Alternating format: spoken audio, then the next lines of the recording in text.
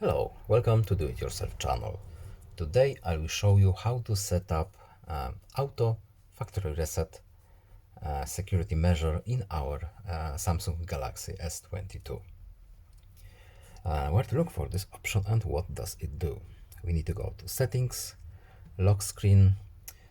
Here we have secure lock settings, only if you have any lock setup pattern, password, etc.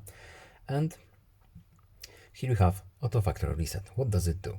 As it is written in this little explanation, after 20 incorrect attempts to unlock your phone, it will be reset to factory default settings and all data will be erased, including files and download apps.